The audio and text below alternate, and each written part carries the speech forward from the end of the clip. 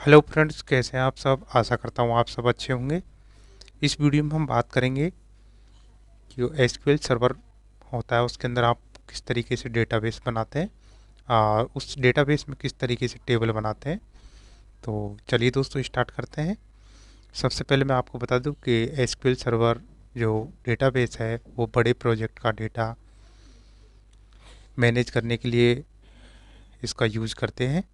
और अगर आप कोई बड़ा प्रोजेक्ट जिसके अंदर आपको डेटा को मैनेज करने में प्रॉब्लम आती है तो आप उस बहुत सारी टेबलें होती हैं जो डेटा टेबलों के रूप में होता है या फिर किसी अन्य तरीके का लाइव डेटा होता है, उसको आप एक एप्लीकेशन से दूसरे एप्लीकेशन में अगर आप डेटा को फ्लो करते हैं तो उसके लिए आपको एसक्यूएल सर्वर मैनेजमेंट, जो भी आपका एसक्यूएल सर्वर है उसके डेटाबेस की आपको ज़रूरत पड़ेगी। तो ठीक है दोस्तों, हम बात करते हैं एसक्यूएल सर्वर के डेटाबेस किस तरीके से बनाते हैं।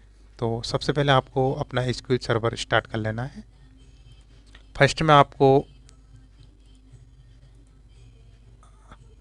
आप देखेंगे कि फर्स्ट में आपको ऐसा इंटरफेस मिलेगा। उसके बाद आपको कनेक्ट पर करना है और आपका जो भी एसक्यूएल सर्वर है वो आपको यहाँ से कनेक्ट कर लेना है। तो मैं अपने एसक्यूएल सर्वर के कनेक्शन में आ चुका हूँ। उसके बाद आपको एक डेटाबेस बनाना है। तो सबसे पहले आपको देखना होगा कि डेटाबेस में जिस तरीके से मैंने कुछ डेटाबेस यहाँ पे बना रखे हैं तो उसी तरीके से मैं आपको बताता हूँ कि आपको डेटाबेस किस तरीके से बनाना है। तो सबसे पहले आपको न्यू क्वेरी का ऑप्शन यहाँ से लेना है। देन उसके बाद आप इसमें लिखेंगे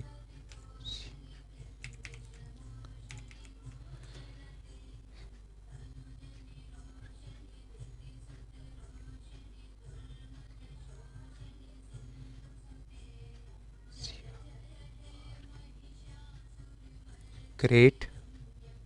देन उसके बाद आप इसमें लिखेंगे डेटाबेस। अब आपको डेटाबेस किस नाम का बनाना है।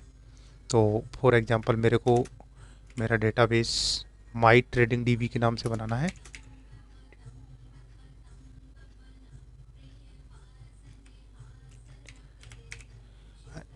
देन आप जो डीबी पैड है उसको आप कैपिटल में लिखेंगे। उसके बाद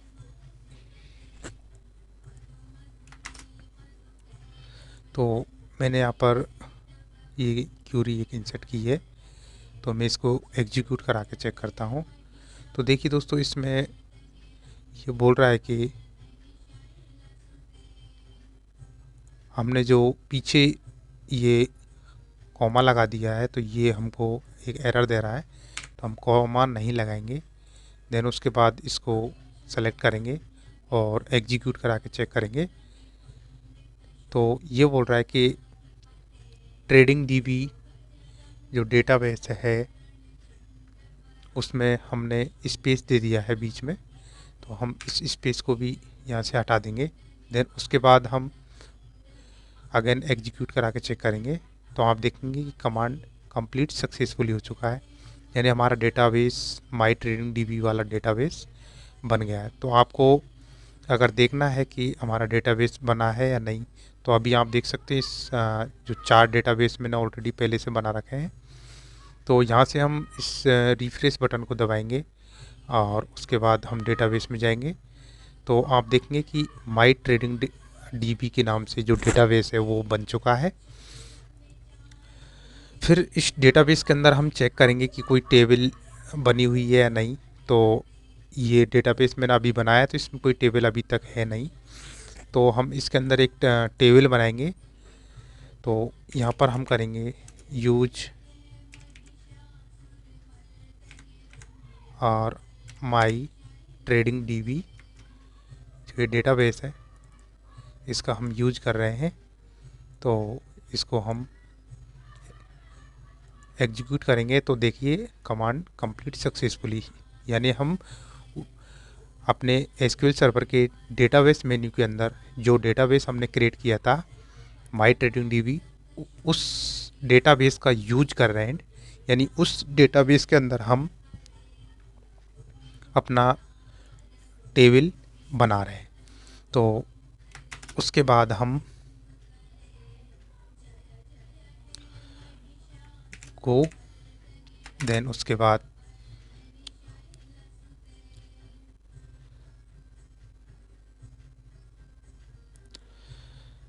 हम यहाँ पर एक स्टूडेंट का टेबल बनाएंगे अपने।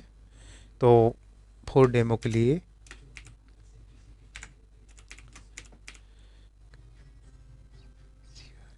क्रिएट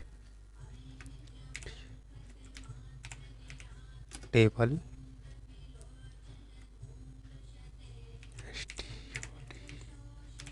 स्टूडेंट, देन उसके बाद हम ब्रैकेट,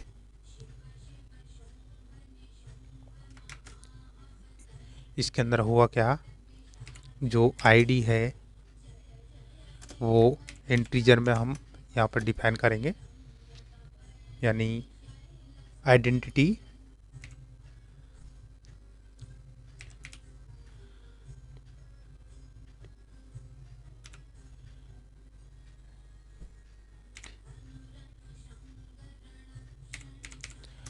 आइडेंटिटी है, इसको भी हम ब्रैकेट के अंदर इस तरीके से लिखेंगे कि ये 1 and 1 के रूप में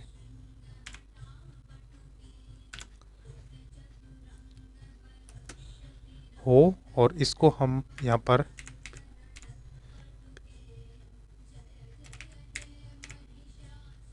प्राइमरी की के तौर पर सेट कर देंगे। देन उसके बाद हम कॉमा लगा देंगे।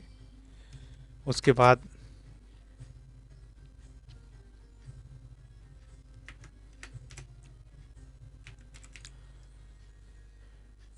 नाम को हम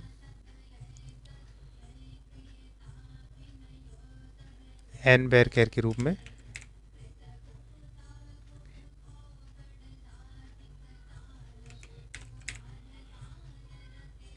और इसकी हम लेंथ रखेंगे 50। देन उसके बाद हम इसको डिफाइन करेंगे कि इसकी कंडीशन नॉट नल भी हो सकती है। देन उसके बाद हम ईमेल,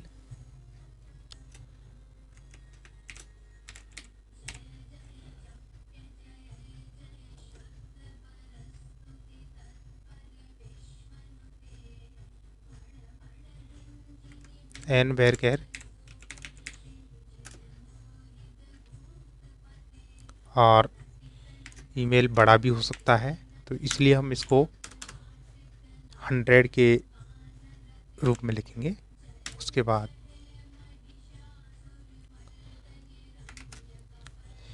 स्टूडेंट का नाम हो गया, आईडी हो गई आइडेंटिटी के लिए, उसका नाम हो गया, ईमेल हो गया, और उसके मार्क्स,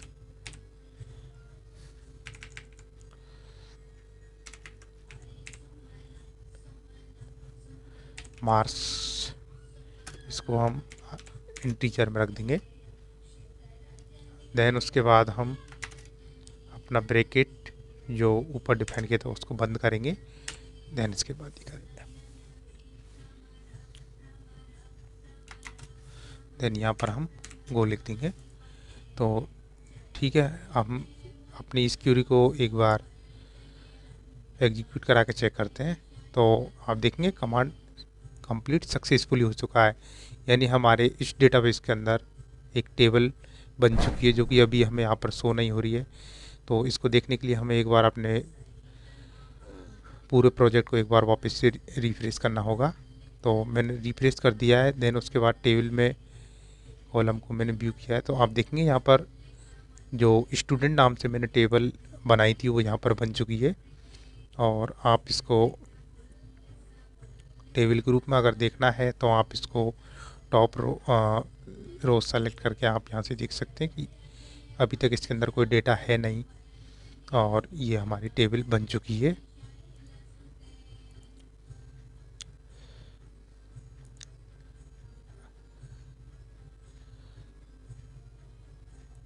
तो देखिए दोस्तों, मैंने कितने आसानी से अपने एसक्यूएल सर्वर में डेटाबेस एंड टेबल को बना दिया है।